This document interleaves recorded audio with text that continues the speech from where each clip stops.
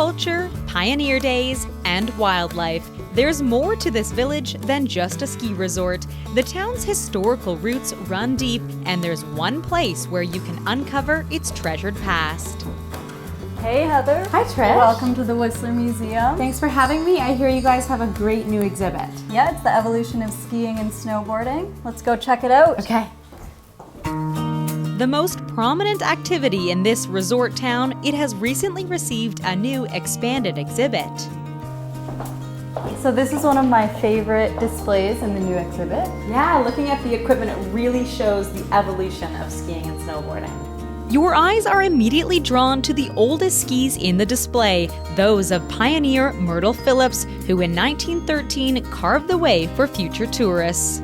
It's unbelievable to see just how old those skis are. I know, and they are so heavy. Let me tell you, yeah, it's incredible to think about riding down the mountain in those. The display also includes a monoski, one of the first snowboards, and a modern-day prior splitboard. And you have another exciting piece to this exhibit? Yes, it's Whistler's first gondola, and it's just over here. Okay. Come on in, let's have a seat. This is awesome. And so Whistler's gondola was actually the first gondola in BC, and it was in service from 1965 to 1992, and it ran the same as the Creekside gondola runs today.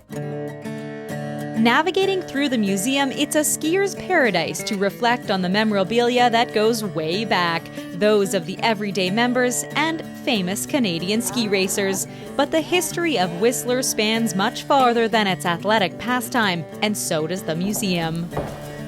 So this is some of the furniture that you would have found in Rainbow Lodge, which was built by Myrtle and Alex Phillip.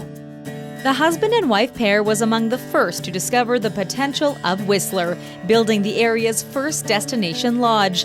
This is where it all started. Important pieces that have influenced Whistler as we know it today. History that should be shared amongst tourists and locals. I would encourage a local to come here because a lot of locals don't actually know the history of Whistler, and once they find out, it's so fascinating, it's so interesting, and can really heighten their experience living here. The self-guided museum allows wanderers to stroll through the historic passageways at your own pace, discover what Whistler is truly made of in the geology section, and explore the many animals that call this place home. That includes the hoary marmot, whose whistle this town is named after. The paraphernalia is endless, every item extraordinary and informative in its own way. So we have our Olympic section, and the Olympics, of course, is a very significant part of Whistler's history, from our first bid for the 1968 Games to finally getting the 2010 Games. One of the bigger sections at the museum, the Olympic area, showcases uniforms worn by our Canadian athletes and equipment used during the Games.